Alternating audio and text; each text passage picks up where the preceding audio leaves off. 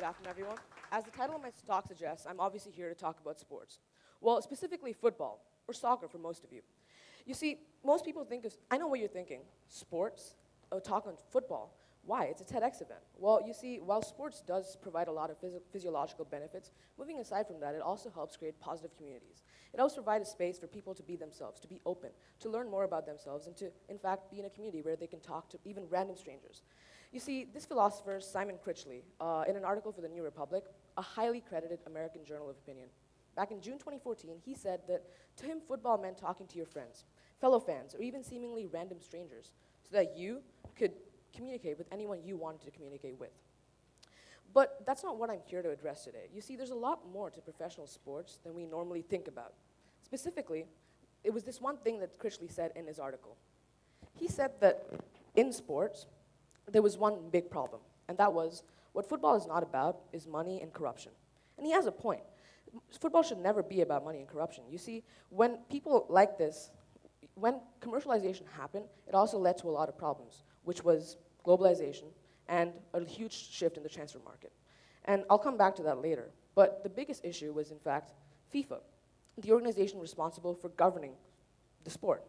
You see, FIFA has long been known for bribery, illegal betting, but the most appalling one was also the most recent one. On the dawn of May 2015, Swiss police acted jointly with the FBI to arrest 7 officials in a Swiss hotel from FIFA on the counts of bribery. That's insane to think about. The people in charge of making sure that the sport is corruption-free are themselves corrupt. And this led me to question why it was that in the first place, FBI was investigating FIFA. Why was it that that happened? Well, in fact, as reported by Simon Cooper, an article for The Guardian, this investigation started 4 years ago when FIFA was found to have voted for Qatar to host the World Cup in 2022. That's 10 years from then. You see, Qatar has a lot of problems with being a host nation. First off, they have a very limited football history. Which means they have no local league necessarily. They don't even have a national team. And more importantly, there was a really high expected cost to build an entire World Cup for a country that had no real stadiums. That meant new infrastructure, more money, and most importantly, it had a horrible climate. It was hot as hell. Like, imagine workers working in the conditions where they couldn't work because it was too hot. That's exactly what it is in Qatar.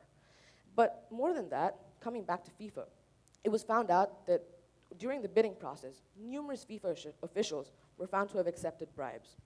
Now, what do I mean by that? Well, in fact, as reported by that same article, it was found that the now deceased vice president of FIFA had actually accepted $1 million in bribes to help get Qatar to host the nation. Think about that. Again, the person in charge of the organization is being corrupt. And as a testament to show how truly corrupt the sport is now, that same witness who testified against the vice president, Alejandro Berzaca, was an Argentinian sports marketing executive. And it was found that he also accepted a lot of bribes to sell broadcasting rights in South America.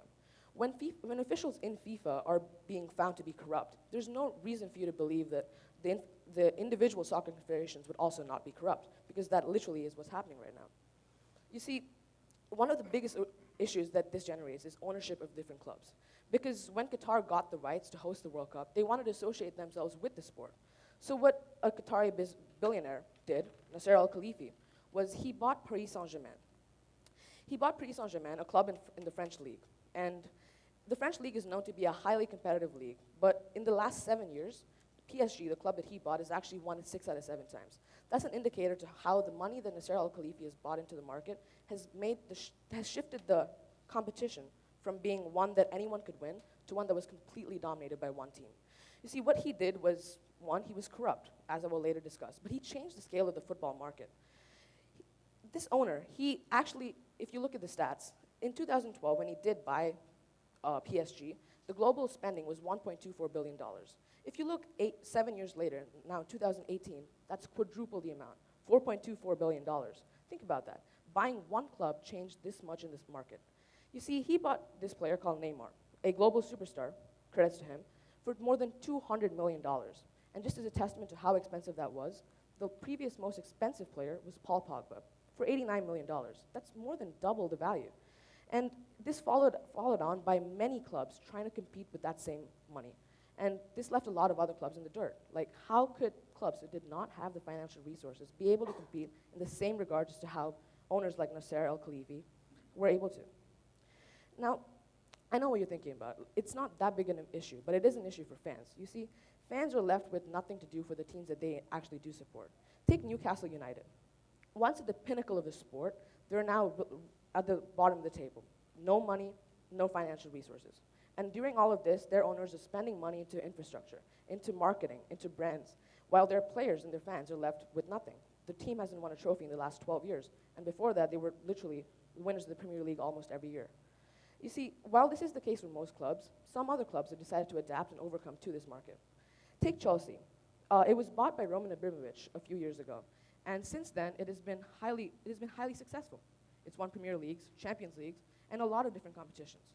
But with this has come a lot of various issues. You see, Chelsea was found to have breached FIFA regulations and under international transfer and registration for players under the age of 18.